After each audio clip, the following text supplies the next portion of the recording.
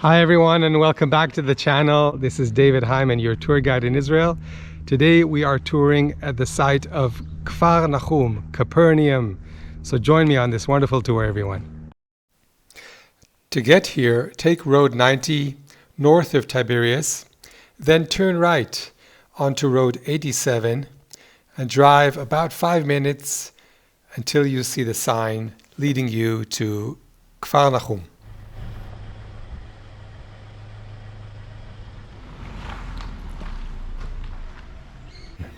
The sign says, the town of Jesus. So let's enter and understand why.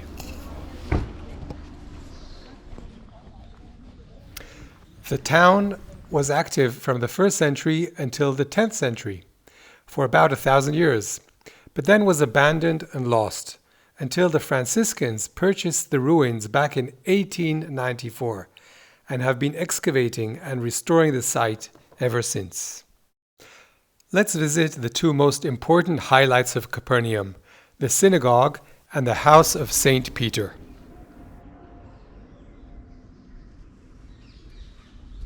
So after Jesus was rejected from Nazareth, he relocates and he chooses to move down here by the shore of the Sea of Galilee to this village of Kfar Nachum, Capernaum.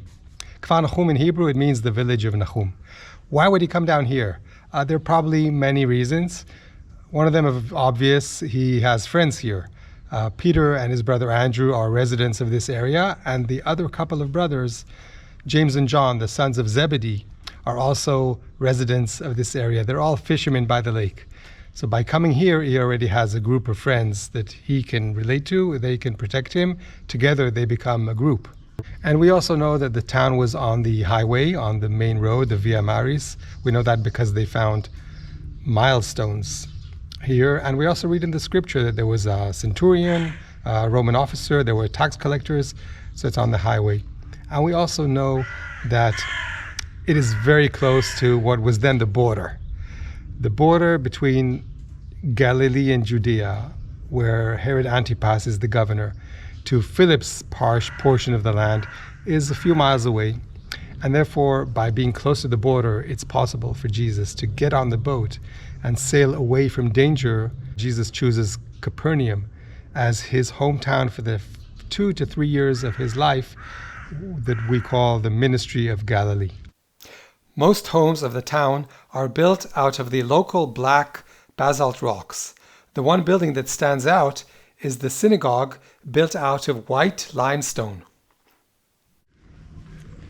Let's go into the ancient synagogue. So this is the late 4th century White Synagogue, built upon the remains of the synagogue of Jesus. You can see the older synagogue was made out of basalt rock, and then in the 5th century a renovation was made, and the White Synagogue was built on top. The White Synagogue was built in the basilica design, with 2 rows of columns dividing the space into 2 naves. The entrance is decorated with carved stone friezes with typical Jewish symbols such as flower wreaths, palm trees, and geometric designs. I would like to mention the ongoing dispute whether this was really built as a synagogue. Those who oppose argue that the building looks more like a Roman temple, and that the orientation is reverse, as the building is facing north instead of south towards Jerusalem. Those who argue that it is a synagogue show that there are seats on 3 sides and the symbols carved into the decorated stones are Jewish symbols. So the argument whether the old synagogue was a synagogue or not, I think this display here gives the answer. A Star of David. Here's an amphora with grapes growing out of it.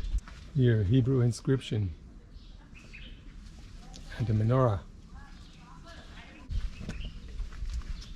Another Star of David. Grapes. Pomegranates. Another Star of David. This mobile ark on wheels could explain the orientation problem. Once the community is ready, they would roll the ark into the building and the congregation would turn and face the Holy Ark. There's a pit here where you can look down and see possibly the ruins of an earlier synagogue, maybe even back to the first century, to the time of Jesus, because they walked over to the house.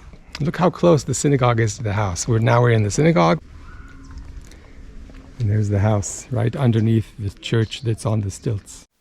Very close to the synagogue, the excavations revealed a house that looks very different than all the other homes of the town. The house was enlarged and expanded 3 times, and the final phase was a 5th century octagonal church with a mosaic floor. The explanation is that this must have been the house owned by St. Peter and his family, and one room was Jesus' room. The early Christians living in the town venerated this room, then later turned it into a house church, a domus ecclesia, and finally, during the Byzantine period, a church was built on the exact location of Jesus' room in St. Peter's house. And of course, the modern church was built on top. About 20 years ago, it was built on stilts. So the ancient ruins of Peter's house could remain visible, and there's a glass floor inside the church where you can look down and see the ruins.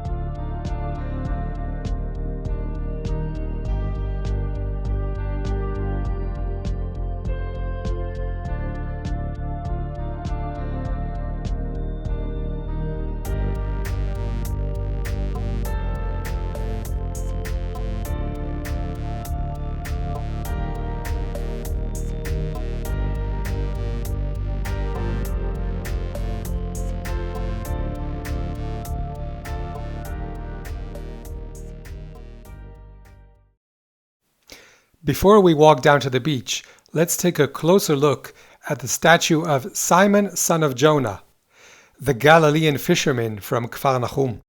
In his hands he is holding the keys to the kingdom of heaven and the shepherd's staff, and at his feet is the fish named after him, St. Peter's fish. And the new name, Peter, the rock, given to him by Jesus. It says, copy of the mosaic floor of the 5th century church built above St. Peter's house. And in the center of the mosaic is a depiction of a peacock. The peacock was used in the ancient Christian art as a symbol of the resurrection and the afterlife. We see the peacock symbol in many churches in the Holy Land.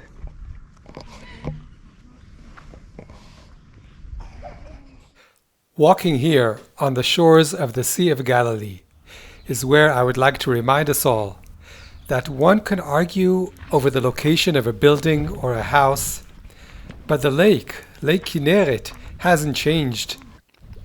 The scenery, the smell, the sound of the water, they are all exactly the same as they were back in the 1st century. Next time you visit, make time to sit here for a few minutes and just let the lake guide you. And I really hope that you enjoyed this tour of Kfar Nachum, Capernaum, the town of Jesus. So if you did, please give me a big thumbs up. Please subscribe to the channel and write a comment. Let me know where you'd like to go on our next tour of wonderful Israel. Bye everyone and take care.